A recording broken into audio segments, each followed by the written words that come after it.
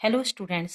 आज हम 8th class math 2.1 chapter linear equation with one variable के बारे में पढ़ेंगे। हिंदी में उसको एक चर वाले रैखिक समीकरण भी कहते हैं। इस चैप्टर को समझने से पहले आइए थोड़ी सी इंट्रोडक्शन के बारे में पढ़ें। इसमें एक शब्द आ रहा है वेरिएबल, चर। दो तरह की राशियां होती हैं, एक होती है अचर और दूसरी होती है चर। अचर को बोलते हैं कांस्टेंट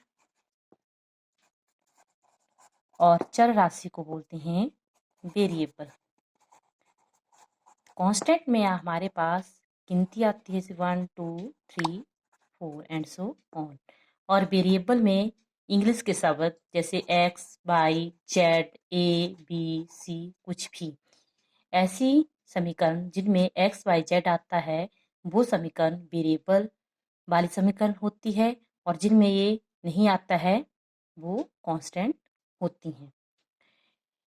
अब इस चैप्टर में बोला गया है एक चर वाले, मतलब वन वेरिएबल।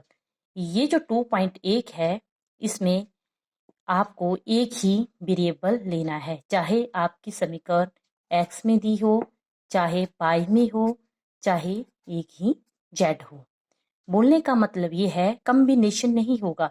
ऐसा नहीं होगा कि एक्स भी दिया होगा या और पाई भी दिया होगा, तो जैसे ही पाई प्लस जेड भी दिया होगा, वो वाली समीकरण एक चर वाली नहीं होगी, नहीं है। Not one variable. क्यों? क्योंकि इसमें एक से ज़्यादा वेरिएबल आ रहे हैं।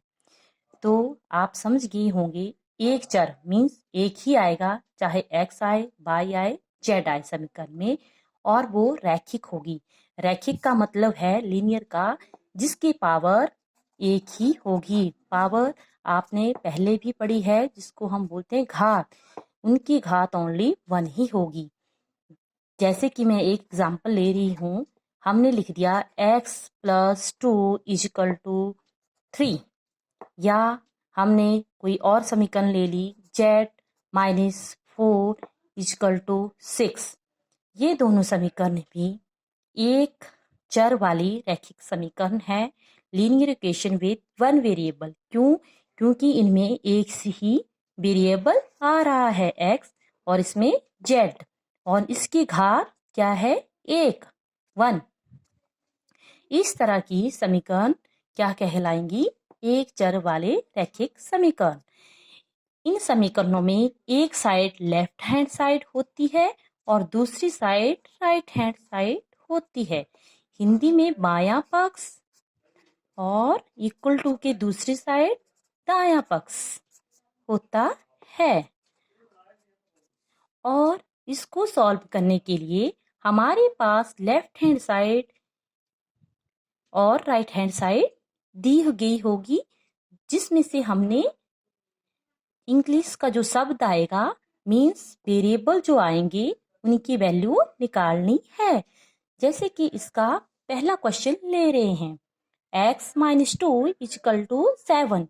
इसे सॉल्व करने के लिए सबसे पहले हम क्या करेंगे, जो लेफ्ट हैंड साइड में दिए होंगे उनमें आपने देखना है कि जो इंग्लिश का शब्द होगा, जैसे कि इसमें इंग्लिश का शब्द क्या आ रहा है x, उसको ही हमने एक साइड रखना है।